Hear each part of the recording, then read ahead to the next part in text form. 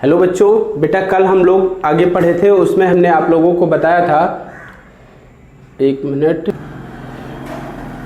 तो हमने उसमें आप लोगों को बेटा पढ़ाया था, किसके बारे में बताया था? IUPAC नेमिंग के बारे में, स्ट्रक्चर ड्रॉ करने के बारे में, ये सारा कुछ हमने बताया था।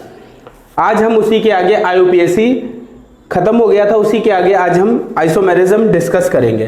तो सभी लोग हेडिंग डालो, आइसोमेरिज्म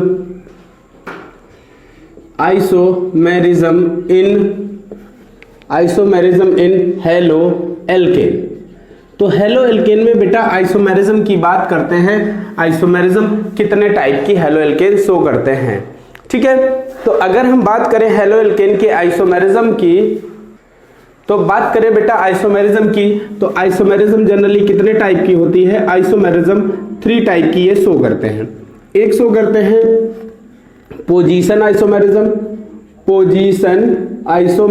ठीक है, पोजीशन आइसोमेरिज्म शो करेंगे, और चेन आइसोमेरिज्म शो करेंगे, और तो और ये लोग ऑप्टिकल आइसोमेरिज्म भी शो करते हैं। ये क्या होती है, इनके बारे में हमने आपको बताया था। एक बार बहुत ही ब्रीफ में थोड़ा सा आप लोगों को बता देते हैं कि आइसोमर एंड आइसोमेरिज्म क्या होती है। आइसोमर एंड आइसोमेरिज्म, तो ऐसे कंपाउंड जिनका मॉलिक्यूलर फार्मूला सेम हो, बट स्ट्रक्चरल फार्मूला या फिर ओरिएंटेशन डिफरेंट होता है, उन्हें हम क्या कहते हैं? आइसोमर बोलते हैं। और इस फिनोमिना को आइसोमेरिज्म बोलते हैं। उसको हम क्या बोलते हैं? आइसोमेरिज्म। आइसोमेरिज्म आपको पता है 2 टाइप्स की होती है। एक होती है स्ट्रक्चरल आइसोमेरिज्म। कौन सी? Structural isomerism. और एक जो है, एक स्ट्रक्चरल होती है, और एक आइसोमेरिज्म बेटा स्टीरियो आइसोमेरिज्म होती है। स्ट्रक्चरल आइसोमेरिज्म 6 टाइप की होती है, और स्टीरियो आइसोमेरिज्म 3 टाइप की होती है। इन सब के बारे में हमने आप लोगों को फर्स्ट ईयर में बहुत डिटेल से बताया है, तो यहाँ पर उसकी आवश्यकता नहीं है इतना डिटेल में जानने की। हम लोग अब बात करेंगे जो यहाँ पर है एक एक करके उनके बारे में, ठीक है। तो बच्चों अब हम बात करेंगे फर्स्ट हेडिंग की, पोजीशन आइसोमेरिज्म की, कि पोजीशन आइसोमेरिज्म क्या होती है। पोजीशन आइसोमेरिज्म की बात करने वाले हैं। देखो पोजीशन आइसोमेरिज्म में जनरली होता ये है बेटा कि इसमें पोजीशन जो होती है, position of functional group is different. Functional group की पोजीशन क्या होती है? डिफरेंट इन डिफरेंट कंपाउंड्स, या हम कहते हैं कि फंक्शनल ग्रुप की पोजीशन क्या हो जाएगी? डिफरेंट हो जाएगी। सिर्फ इतना जान लो, फंक्शनल ग्रुप की पोजीशन डिफरेंट हो जाएगी, जिसके कारण इसका स्ट्रक्चरल फार्मूला चेंज हो जाएगा। इसी को हम क्या बोलेंगे? Position isomer. और इस फिनोमिना को क्या बोलेंगे? Position isomerism.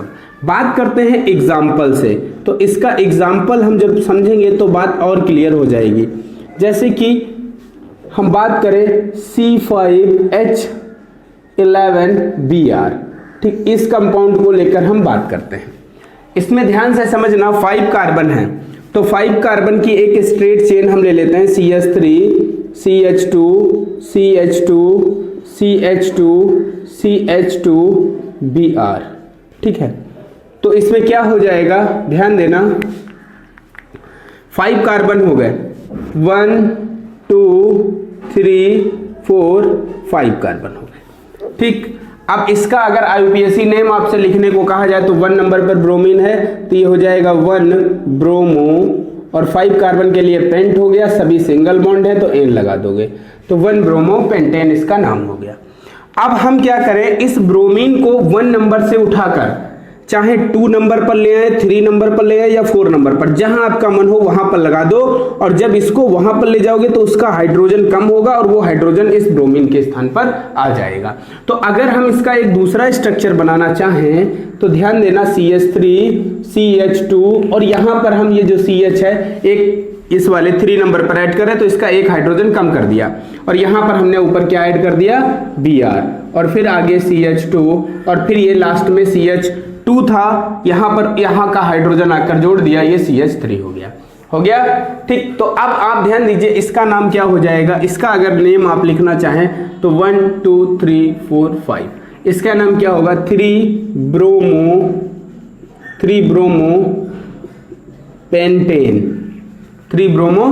पेंटेन हो जाएगा इसका नाम। अब आप दोनों कंपाउंड्स को देखें तो इसमें कार्बन देखो कितने हैं, 1 2 3 4 5 कार्बन, हाइड्रोजन 3 2 5 2 7 2 9 2 11 है, एक Br है।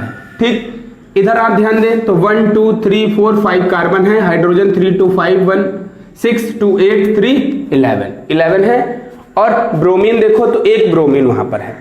तो अब ये डिफर काहे में है, सिर्फ और सिर्फ इनमें पोजीशन डिफरेंट है। किसकी, फंक्शनल ग्रुप मतलब ब्रोमीन की पोजीशन डिफरेंट है, that's why they are known as position isomer and the phenomena between them is known as the position isomerism.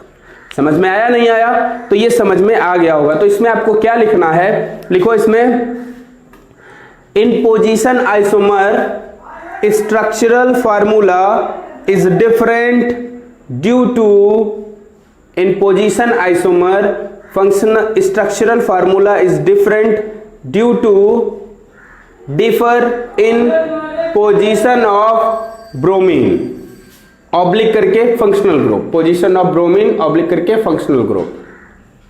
इसके नीचे थोड़ी सी जगह दे दीजिएगा, एक एग्जांपल आप खुद से ढूंढ कर इसका लिखिएगा, पोजीशन आइसोमेरिज्म का एक एग्जांपल आप खुद से ढूंढ कर भी लिखिएगा अपने आप। अब बच्चों हम दूसरी बात करते हैं, दूसरा जो हमारा है सेकंड बात करेंगे किसकी, सेकंड जो हो जाएगा वो चेन आइसोमेरिज्म। चेन आइसोमेरिज्म बेटा एक ऐसी आइसोमेरिज्म है जो लगभग सभी ऑर्गेनिक कंपाउंड शो करते हैं, क्योंकि जितने भी ऑर्गेनिक कंपाउंड होते हैं उनमें सब में ऑर्गेनिक चेन होती है, तो उस चेन में डिफरेंस होने के कारण इनके फार्मूला डिफर हो जाते हैं। तो अगर बात करें तो इनके जो स्ट्रक्चरल फार्मूला हैं वो डिफर होते हैं, ठीक है, डिफर होते हैं ड्यू टू किसके कारण, due to branching in alkyl chain, due to branching in alkyl chain. Alkyl chain में ब्रांचिंग हो जाने से उनके स्ट्रक्चरल फार्मूला डिफरेंट हो जाते हैं, ठीक है, किसके कारण, due to branching in alkyl chain. Example discuss करते हैं।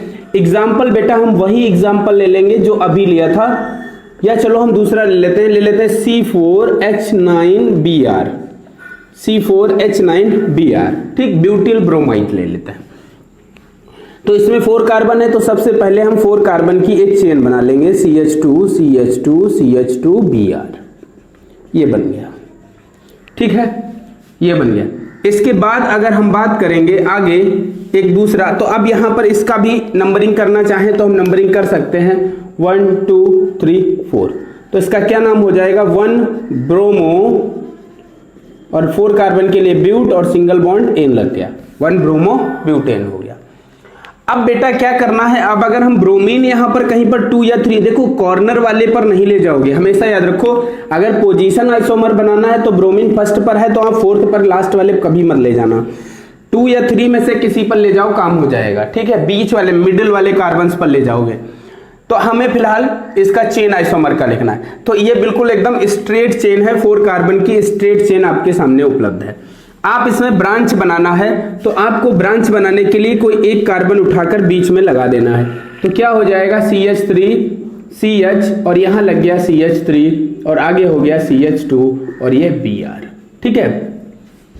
तो इसमें अगर आप ध्यान दो तो 1 2 3, 2 नंबर पर मिथाइल है, 1 नंबर पर इसका नाम हो जाएगा 1 ब्रोमो, 2 नंबर पर क्या है मिथाइल, 2 मिथाइल 1 ब्रोमो 2 मिथाइल और 3 कार्बन के लिए प्रोप सिंगल बॉन्ड एन, तो 1 ब्रोमो 2 मिथाइल प्रोपेन हो जाएगा, इसका नाम हो जाएगा। अब बच्चों एक बात ध्यान दीजिएगा सभी लोग, इसमें देखो एक भी ब्रांच नहीं है आपके सामने, इसमें एक भी ब्रांच नहीं है, स्ट्रेट चेन दी गई है, लेकिन इसमें एक ब्रांच आ गई है जो कि ये ब्रांच आपके सामने है। तो जब इसमें ब्रांच आ गई है तो इसका स्ट्रक्चरल फार्मूला डिफरेंट हो गया, नहीं हो गया? किसके कारण डिफर हुआ? Due to branching in alkyl chain.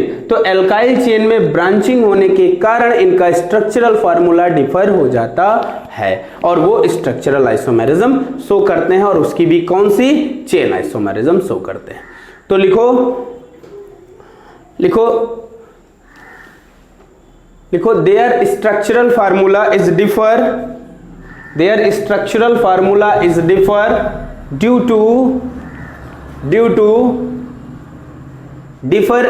To branching in alkyl chain,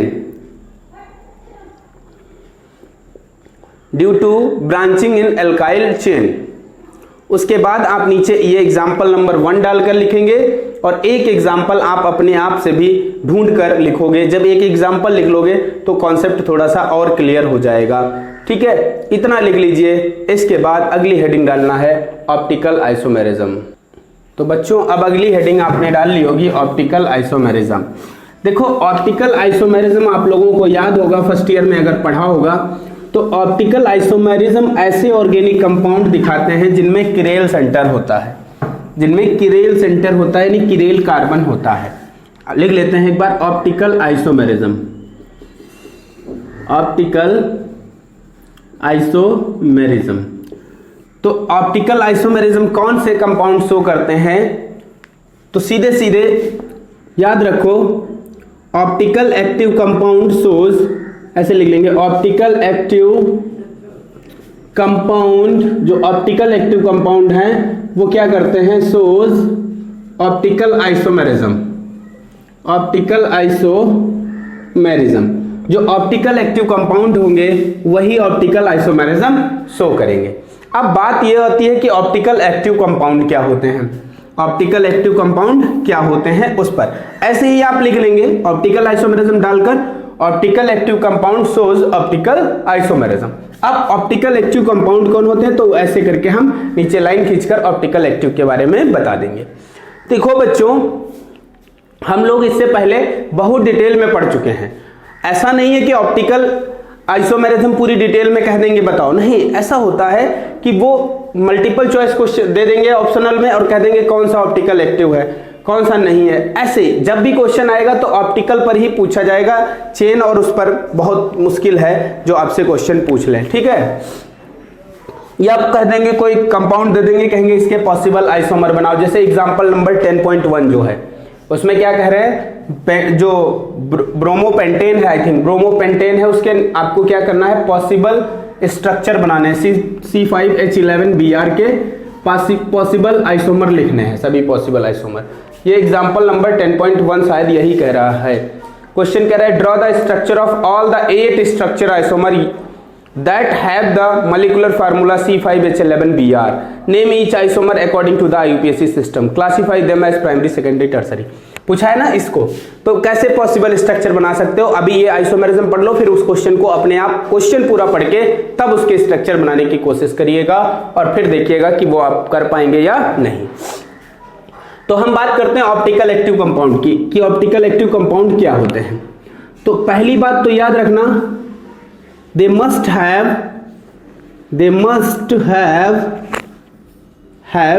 chiral carbon, chiral carbon.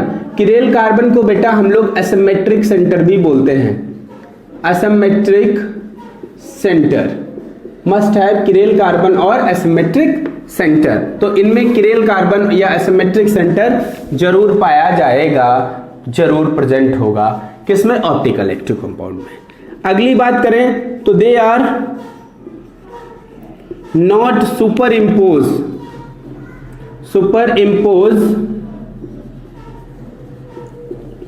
On its mirror image, mirror image, ये मिरर इमेज पर सुपर इम्पोज भी नहीं होंगे। सुपर इम्पोज का मतलब ये होता है कि जैसे देखो ये मिरर लगा हुआ है, ऐसे समझ लो ये मिरर लगा हुआ है, यहाँ पर ये इस तरीके से, इसको हम बॉल को अगर देखें मिरर में तो हमको इधर ऐसे ही दिखाई देगा, दिखाई देगा ऐसे। इसको इसके ऊपर उठाकर रखें तो ये पूरा कवर कर लेगा, जब पूरा कवर कर लेगा तो ये सुपर इम्पोज हो गया है, इट इज सुपर इम्पोज। ये क्या है, ये सुपर इम्पोज हो गया। क्या हुआ, सुपर इम्पोज हो गया। ये ट्राइंगल है, ट्राइंगल अगर रखें तो इधर देखेंगे तो ये भी आपका ट्राइंगल ऐसे दिखेगा, इसको उठाकर इस पर रखेंगे तो ये भी पूरा कवर कर लेगा, मतलब ये सुपर इम्पोज हो गया, ये सुपर इम्पोज है। अगर हम इधर बेटा P, ये P एक लेटर है, इसको अगर देखें तो ये P हमें मिरर में कुछ ऐसा दिखाई देगा कि नहीं। अब इस P को उठाकर इसके ऊपर रखो तो क्या P पूरे कवर कर लेगा, नहीं कर लेगा, ये अपोजिट ऐसे जाएगा कुछ, तो मतलब ये नॉन सुपर इम्पोज कंडीशन है। ये क्या है, नॉन सुपर इम्पोज कंडीशन है। तो नॉन सुपर इम्पोज होना चाहिए। और किरेल कार्बन जानते हो क्या होता है, कि ऐसा कार्बन जिसकी सभी वैलेंसी डिफरेंट ग्रुप या एटम से कंप्लीट हो। ऐसा कार्बन जिसकी सभी वैलेंसीज डिफरेंट ग्रुप या एटम से कंप्लीट होती हैं उसको हम किरेल सेंटर या किरेल कार्बन कहते हैं। और ये सुपर इम्पोज वाली बात भी आप समझ गए, ठीक है। अगली बात अगर करें, अगली बात इसकी ये होगी कि molecule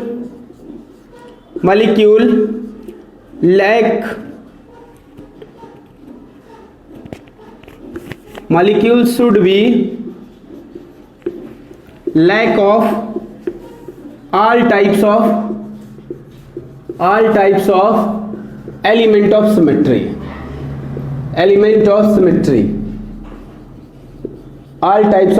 lack of all types of element of symmetry। तो सभी प्रकार की एलिमेंट ऑफ सिमेट्री नहीं होनी चाहिए किसी भी प्रकार की, ठीक है। और आगे अगर हम बात करें इसी की, तो these molecules rotate plane polarized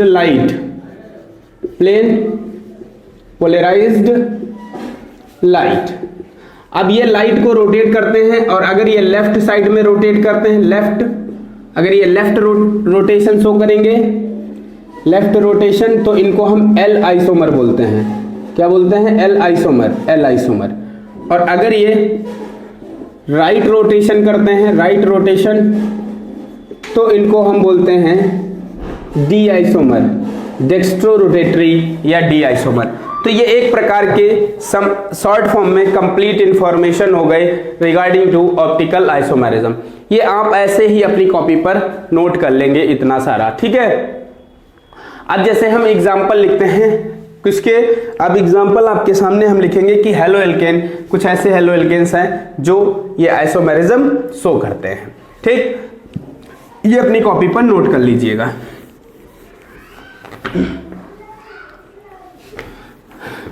ठीक है, तो अब हम कुछ मॉलिक्यूल्स के एग्जाम्पल्स लिखते हैं। किरेल सेंटर आपको पता है, किरेल सेंटर क्या होता है, जिसमें ऐसा कार्बन जिसकी सभी वैलेंसी डिफरेंट ग्रुप या एटम से कंप्लीट हो। जैसे एग्जाम्पल में अगर हम बात करें तो एग्जाम्पल C4H9Br, ये है C4H9Br। इसको C4 की जगह C5 कर देते हैं, C5H11Br। इसका स्ट्रक्चर हम बनाते हैं। अब देखो बेटा, इसका एक स्ट्रक्चर ये ऐसे हो गया, ये मॉलिक्यूलर फार्मूला है।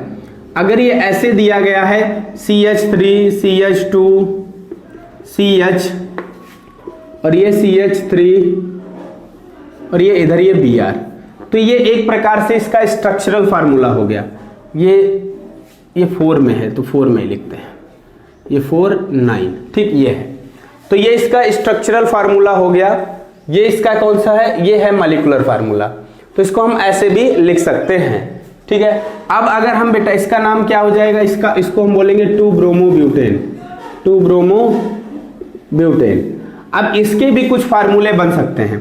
जैसे आपको क्या किया, हमने ये कार्बन ले लिया और ये वाला कार्बन है, ध्यान से समझना, ये कार्बन हमने ले लिया।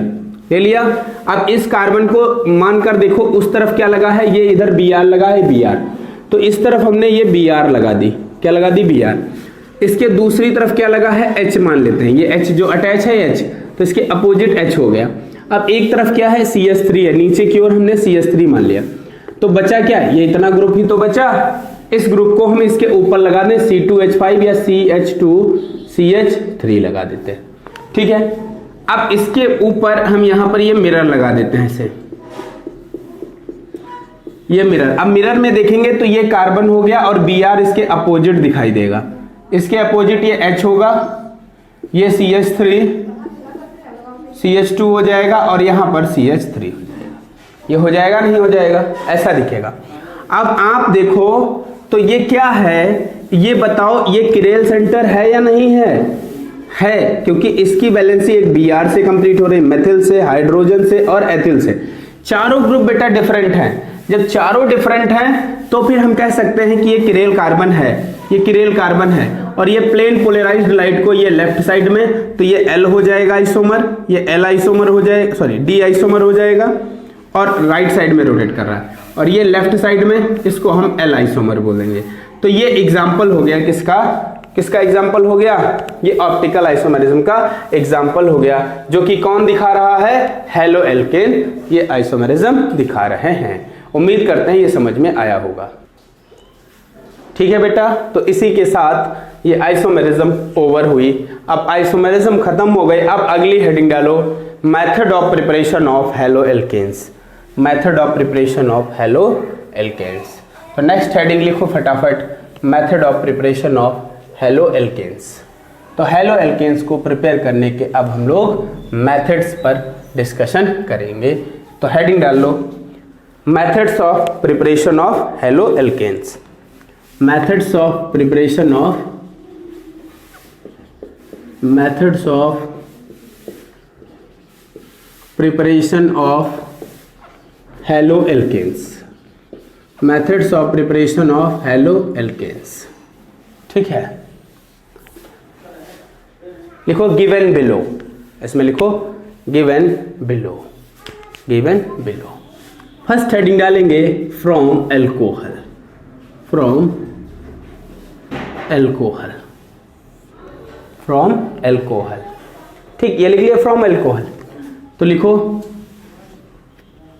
लिखो from alcohol haloalkane prepared, from alcohol haloalkane prepared by using following reactions, bye using following reactions. अब इसके अंदर बेटा आपको हेडिंग डालनी है डार्जन रिएक्शन, डार्जन रिएक्शन, डार्जन रिएक्शन। अब डार्जन रिएक्शन को बहुत ध्यान से समझना, बहुत ध्यान से। देखो होता यह है, डार्जन रिएक्शन इंपॉर्टेंट है ये डार्जन रिएक्शन। देखो बच्चों ध्यान देना, बहुत ही ध्यान से समझना इस बात को कि एल्कोहल ले लेते हैं। एल्कोहल का जनरल फार्मूला होता है ROH। ROH एल्कोहल का जनरल फार्मूला होता है। R हम सबको पता है एल्काइल ग्रुप है, मेथिल हो सकता है, एथिल हो सकता है, प्रोपिल हो सकता है, ब्यूटिल हो सकता है, लेकिन OH लगा है तो एल्कोहल। OH जो है फंक्शनल ग्रुप होता है एल्कोहल का। अगर R की जगह आपने CH3OH कर दिया तो CH3 पता है मेथिल है, OH एल्कोहल, तो इसका नाम मेथिल एल्कोहल हो गया। अगर आप C2H5 कर दें, C2H5OH, तो ये क्या हो गया? एथिल है, ये OH एल्कोहल है, तो ये एथिल एल्कोहल हो गया। तो हम क्या कर रहे हैं, हम आपको एक चीज समझाने की कोशिश कर रहे हैं डार्जन रिएक्शन में। तो आप बहुत ध्यान से समझना कि जब बेटा एल्कोहल की रिएक्शन थायोनिल क्लोराइड SOCl2, ये थायोनिल क्लोराइड है, थायोनिल क्लोराइड, और ये क्या है? एल्कोहल। जब एल्कोहल को थायोनिल क्लोराइड के साथ बेटा हीट किया जाता है, जब एल्कोहल को थायोनिल क्लोराइड के साथ हीट किया जाता है, तो आप याद रखिए यहां पर क्या बन जाता है। देखो समझो, मैं यहां पर समझा रहा हूं, ये ROH ऐसे लिख लेना। ये SO हो गया, इधर एक Cl लगा दो, इधर ये Cl लगा दो, SOCl2 हुआ। अब आपको प्रोडक्ट बनाना है, ये RCl निकाल दो, SO2 निकाल दो, HCl निकाल दो। ठीक है, अब देखो क्या बन जाएगा यहां पर, जब आप इस तरीके से निकालेंगे तो यहां बन जाएगा RCl प्लस SO2 गैस निकलेगी, प्लस HCl, ये भी गैस के रूप में यहां से निकल जाएगा। समझ में बात आई या नहीं आई? ये एक जनरल रिएक्शन हमने लिखी है, बहुत ही जनरल रिएक्शन है, आप समझिएगा, बहुत इंपॉर्टेंट भी है।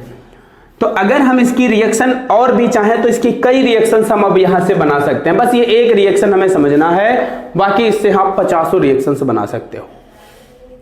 तो आपको अगर लैंग्वेज लिखना पड़े तो क्या लिखोगे? लिखोगे when alcohol react with thionyl chloride then chloroalkane is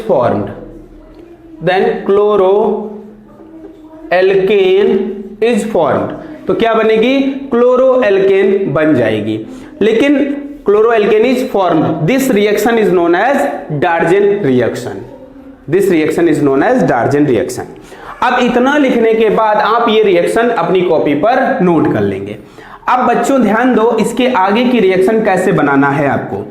R की जगह पर आपको CH3 लेना है। एक बार जब यहां पर CH3 लेंगे तो जहां पर R आए वहां पर CH3 लगा दो, बाकी सेम टू सेम। R की जगह पर हमने CH3 लगा दिया क्योंकि R एल्काइल ग्रुप है, तो ये मेथाइल अल्कोहल हो गया।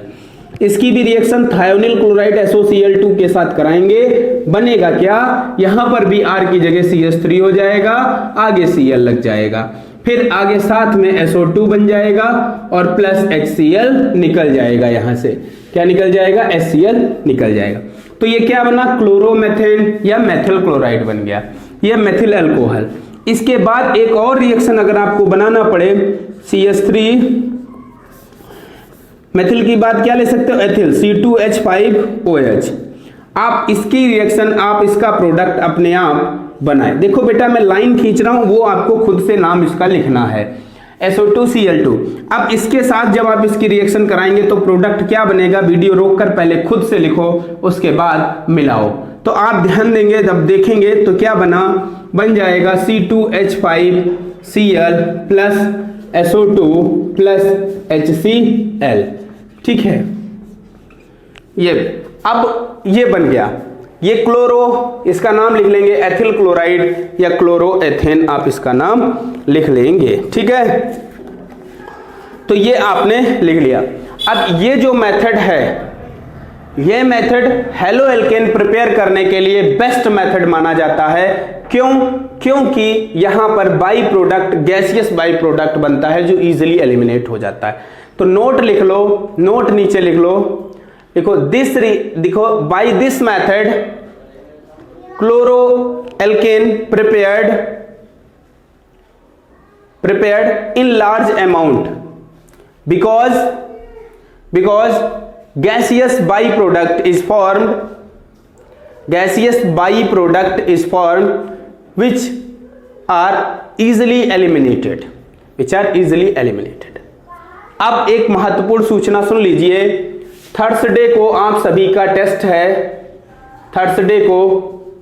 टेस्ट है, जिसकी टाइमिंग मैं आज शाम को इवनिंग में ग्रुप पर मैसेज करके मैं बता दूंगा, ग्रुप पर मैसेज डालकर बता दूंगा। ठीक है, जिसकी टाइमिंग आज ग्रुप पर मैसेज करके हम आपको बता देंगे। ठीक, तो आप लोग पढ़ते रहिए कि चीजें समझ में आ रही हैं या नहीं आ रही हैं। अब सुनो, एक बात और बता देते हैं ऑफलाइन क्लास के बारे में बता देते हैं। दरअसल कल हमने एक स्टेटस लगाया था, हमने अपने व्हाट्सएप पर यह लगाया था कि ऑफलाइन क्लासेस के लिए पंजीकरण प्रारंभ हो गया है। जो बच्चे ऑफलाइन क्लास में पढ़ना चाहते हैं वो पंजीकरण करा लें। तो उसमें ऐसा है कि जो ऑनलाइन बच्चे पढ़ रहे हैं वो हमें मैसेज कर रहे हैं कि सर हम कब से आए पंजीकरण कराने। अरे भैया, तुम्हारा तो पंजीकरण हो चुका है, तुम लोग पंजीकृत हो। तो जितने ऑनलाइन पढ़ रहे हैं वो सभी हमारे पास रजिस्ट्रेशन उनका हो चुका है, उन्हें रजिस्ट्रेशन की कोई आवश्यकता नहीं है जो लोग ऑनलाइन क्लास में पढ़ रहे हैं। ठीक है, पहली बात तो ये याद रखिए, आपका रजिस्ट्रेशन हमारे पास है, आपके फॉर्म भरे हुए हैं, आपको किसी प्रकार के कोई रजिस्ट्रेशन की आवश्यकता नहीं है। ठीक, दूसरी बात समझो कि ऑफलाइन क्लास की बात जब कर रहे हैं तो एक बेटा हम न्यू बैच बनाएंगे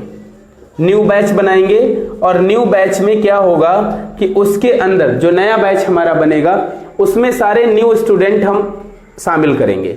ठीक है, उनको लेकर ये बात हमने कही है। वो जो नए बच्चे आएंगे वो जब रजिस्ट्रेशन हमारे कराने हमारे पास आएंगे तो उनका रजिस्ट्रेशन होगा यहाँ पर, ना कि आपका होगा। ठीक, पहली बात याद रखो। और इन्हीं बच्चों की ये सबसे पहली ऑफलाइन क्लास इन्हीं की स्टार्ट होगी, ना कि आपकी स्टार्ट होगी। तो आप सोच रहे हो लो सर हम ऑनलाइन पढ़ रहे हैं, हमारी स्टार्ट ही नहीं होगी।